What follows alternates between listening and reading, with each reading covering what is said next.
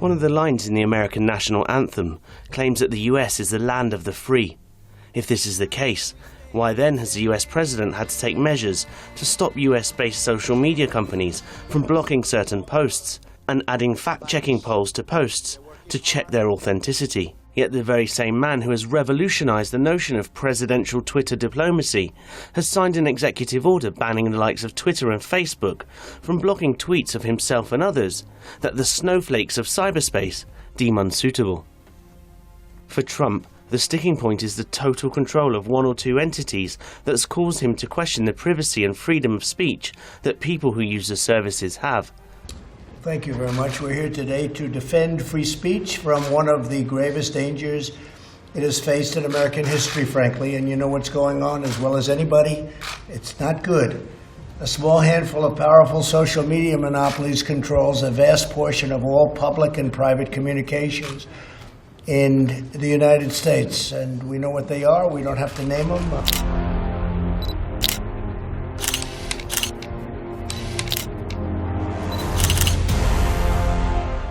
But is Trump genuine in his rhetoric about banning the use of social media accounts and, more importantly, controlling what is said on such platforms? Let's not forget, in the modern era, the ability to reach out to millions of people for free is a real asset. There's nothing I'd rather do than get rid of my whole Twitter account, but I'm able to get to, I guess, 186 million people when you add up all the different accounts and add Facebook and Instagram. It's a lot of people. But for the master of Twitter, how then can Trump truly want to stop a social media platform from existing, or at the very least, question what's being put on their servers? On the one hand, the United States is well known for spreading its so-called democracy around the world. But when the likes of Twitter raised the notion of fact-checking tweets, Trump calls this undemocratic, which raises the question as to what it is that Trump has to hide.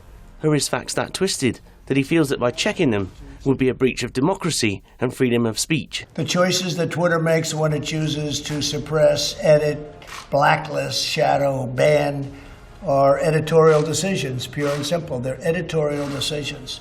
In those moments, Twitter ceases to be a neutral public platform and they become an editor with a viewpoint. And I think we can say that about others also.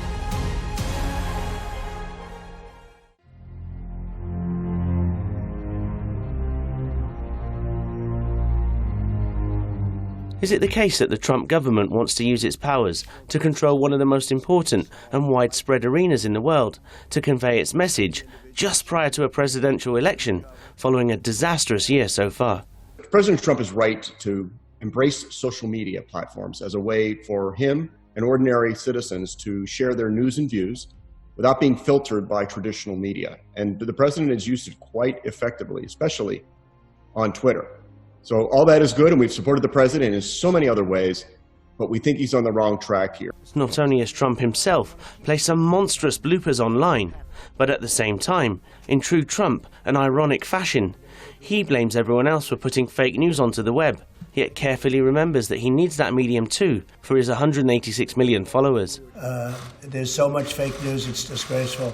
I would do that in a heartbeat if we had a fair press in this country. I would do that in a heartbeat.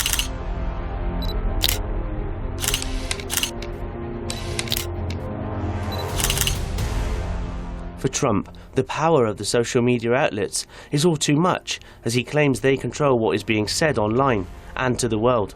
However, looking back at Trump's previous tweets and his continual inflammatory remarks, maybe the social media giants do need to exert some kind of control, or at least over the likes of people like Donald Trump. Taking into account Trump's readiness to turn to Twitter at any time of the day, why then was he so slow to react to the brutal murder of George Floyd by the Minneapolis police?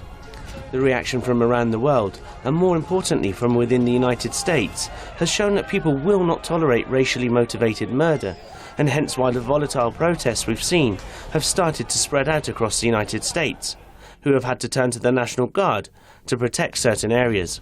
But it's very much a case of Trump the instigator rather than Trump the tweeter. And whether it's accepted or not by some, the fact is, Trump knows that his only voice is on social media, as his true voice lies muffled in the gaffes and fake news that he himself produces on a daily basis.